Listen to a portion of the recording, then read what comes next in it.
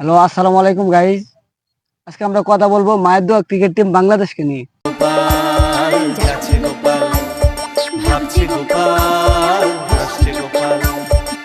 আমি আর আমার বদ্দা। এই সময় কম, শুরু করো। আসসালামু আলাইকুম গাইস। शाबाश बेटा, बहुत बढ़िया। এই যে বাংলাদেশ পরপর 2টা ম্যাচ হারলো যুক্তরাষ্ট্রের মতো দেশের সাথে। এই কি যুক্তরাষ্ট্র নতুন, তাদের সাথে যে হারলো, এটা লজ্জার বিষয়। বিসিবির জন্য লজ্জার, পুরো বাংলাদেশ টিমের জন্য লজ্জা।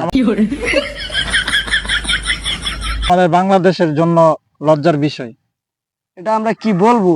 এটা কি বাংলাদেশের ক্রিকেট টিম? আগে কি ছিল আর এখন কি হলো?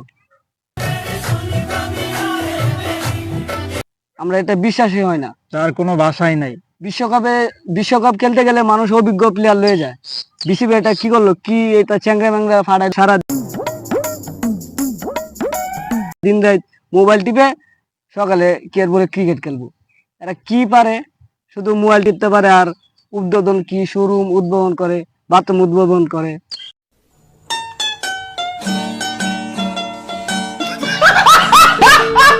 এসব পারে, ওদেরকে এইসবে কাটায়, ঠিক আছে?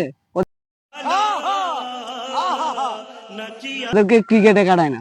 বদ্দা কি বলেন? না না, ঠিক আছে।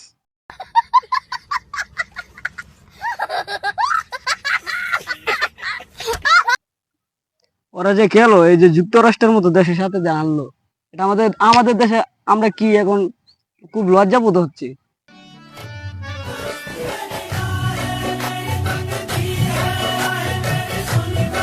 তাদেরকে নিয়ে। আমাদের বাংলাদেশের টিম কি ছিল আর কি হয়ে গেছে, কি থেকে কি হয়ে গেল। একটা বিশ্বকাপে যখন যায় মানুষ, তখন অভিজ্ঞ প্লেয়ার নিয়ে যায়। যারা পুরনো প্লেয়ার আছে, অভিজ্ঞ প্লেয়ার নিয়ে যায়। আর ওরা কি নিল? एकदम इन्होंने वक्त बदल दिया, जज्बात बदल दिए, जिंदगी बदल दी। 119 पे इतनी अच्छी पार्टनरशिप चल रही थी। ओ भाई, मारो मुझे, मारो मारो मुझे, मारो मारो।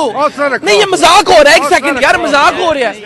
नहीं, চ্যাংরা ম্যাংরা সারাদিন মেয়েদের সাথে করে মেসেজে কথা কয়, ভিডিও কলে কথা কয়, সকালে উঠে আর কি খেলবো? হোয়াটসঅ্যাপে কথা কয়, টুইটারে কথা কয়, ভিডিও নিয়ে ব্যস্ত থাকে।